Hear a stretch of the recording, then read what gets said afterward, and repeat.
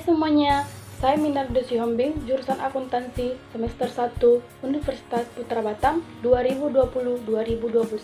Dan saya Indah Siregar, jurusan Akuntansi semester 1 Universitas Putra Batam 2020 dan 2021. Di sini kami akan mempresentasikan tentang kecerdasan buatan.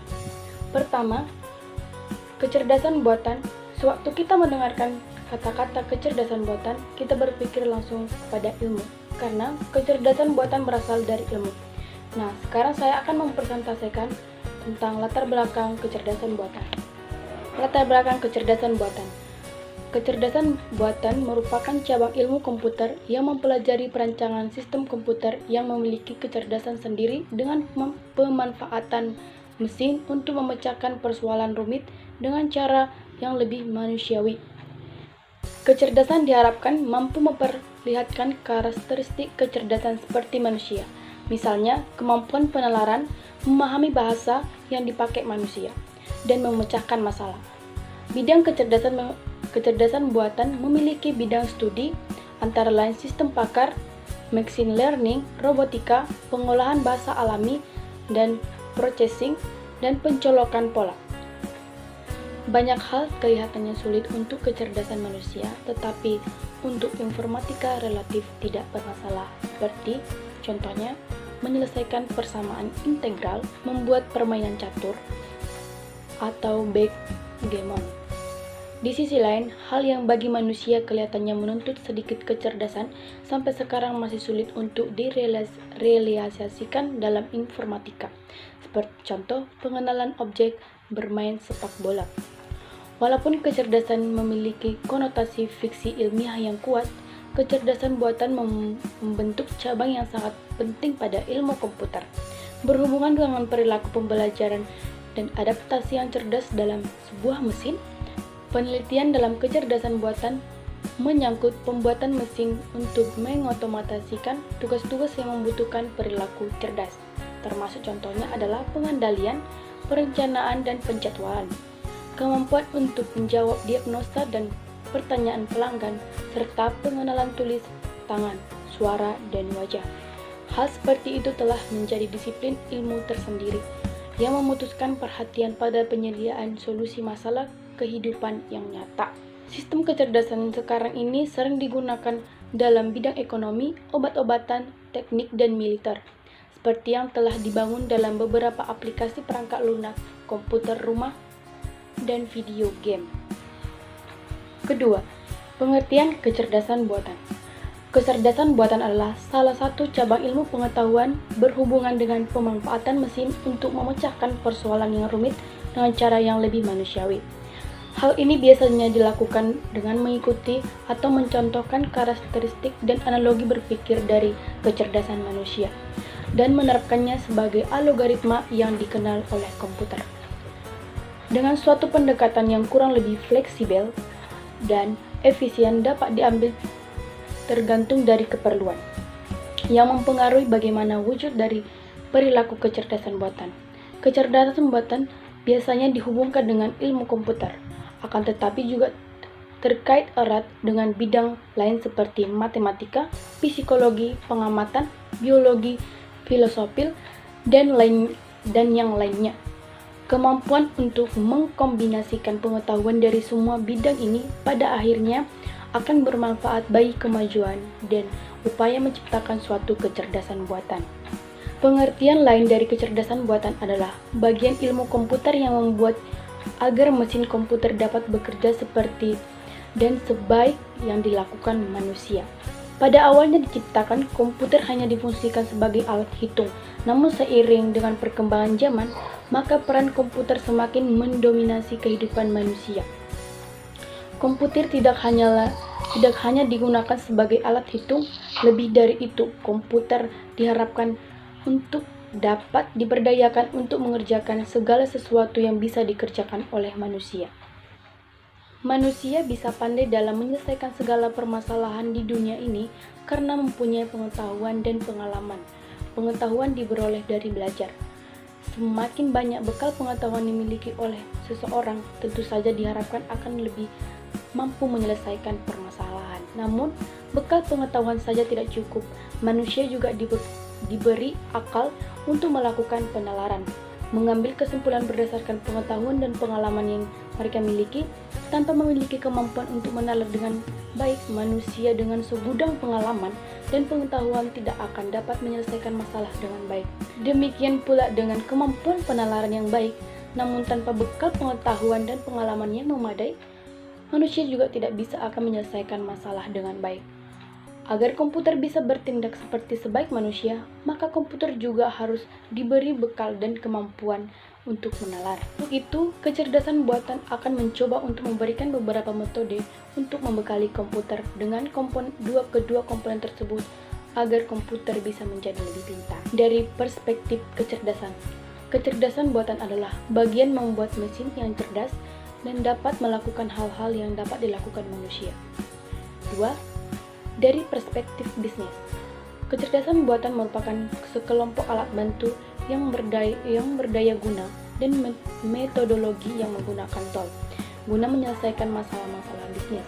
Dari perspektif pemrograman, kecerdasan buatan di dalamnya adalah studi tentang pemrograman simbolik, pemecahan masalah, proses pencarian.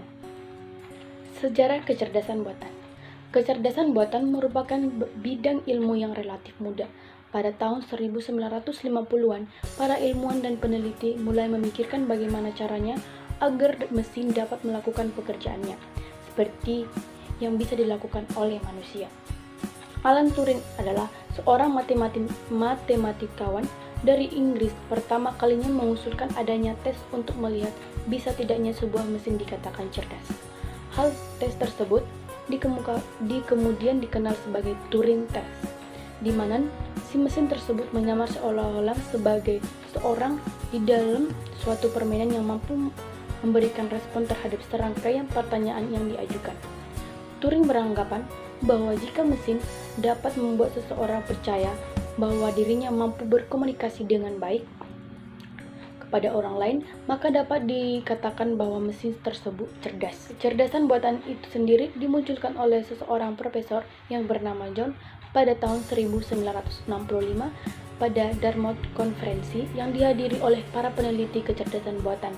Pada kesempatan inilah para peneliti dari berbagai universitas, industri, dan berbagai kalangan lainnya bertemu untuk membahas karya mereka dan saling bertukar pikiran. Pada konferensi tersebut juga didefinisikan tujuan utama dari kecerdasan buatan, yaitu mengetahui dan memodelkan proses-proses berpikir manusia untuk mendesain agar mesin dapat menirukan kelakuan manusia tersebut. Sejak saat itulah, sistem pemrograman berorientasi pada sistem kecerdasan buatan mulai dicetuskan.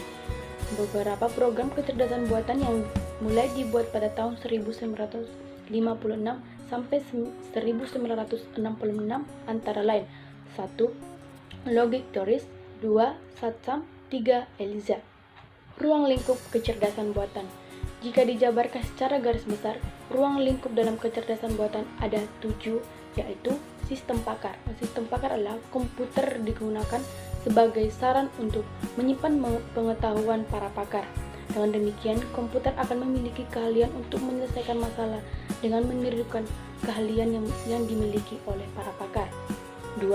Pengolahan bahasa alami. Dengan pengolahan bahasa alami ini, diharapkan user mampu berkomunikasi dengan komputer dengan menggunakan bahasa sehari-hari. 3. Pengenalan ucapan. Melalui pengenalan ucapan, diharapkan manusia mampu berkomunikasi dengan menggunakan suara. 4. Robotika dan sistem sensor, seperti sistem visi dan pencitraan, sistem pengolahan sinyal bagian dari robotika. 5. Computer vision, mencoba untuk dapat menginterpretasikan gambar atau objek tampak melalui komputer. 6. Intelligent Computer Interaction, komputer dapat digunakan sebagai tutor yang dapat melatih dan mengajar.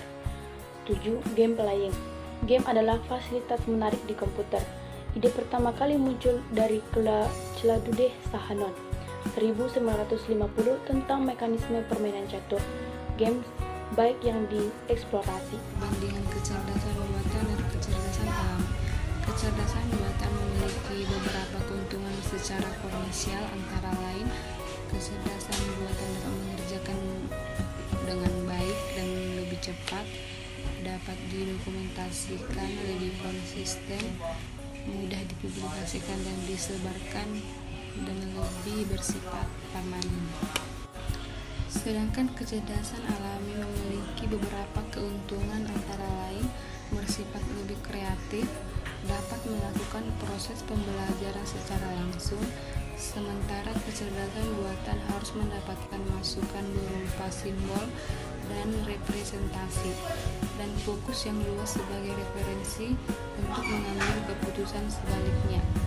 Sedangkan kecerdasan buatan menggunakan fokus yang lebih sempit. Dampak positif kecerdasan buatan. 1. Pada bidang industri, penerapan kecerdasan buatan dapat membantu meningkatkan keamanan pegawai karena aktivitas-aktivitas yang berbahaya dapat digantikan oleh mesin. Contohnya, penggunaan mesin pendeteksi suhu, pembakaran tembaga, dan minyak bumi. 2. Pada bidang kesehatan, penerapan kecerdasan buatan sangat membantu tenaga medis untuk mendiagnosa penyakit yang dialami oleh pasien melalui gejala-gejala yang dialaminya.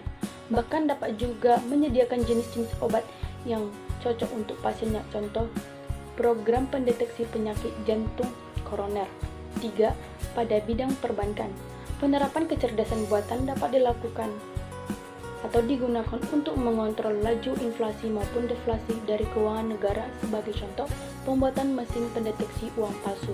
4. Kecerdasan buatan dapat menyelesaikan berbagai permasalahan dunia nyata seperti pencarian, optimasi, klasifikasi, dan peramalan. Dampak negatif kecerdasan buatan.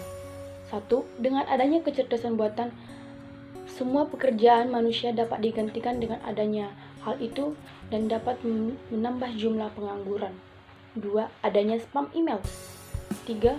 Manusia akan menjadi malas dalam melakukan sesuatu karena banyak pekerjaan sudah digantikan dengan kecerdasan buatan. 4. Untuk para ilmuwan, terlalu terobsesi dengan kecerdasan buatan dapat menyebabkan stres atau bahkan gila karena khayalan yang terlalu tinggi untuk membuat suatu produk kecerdasan buatan yang menyamai kecerdasan manusia.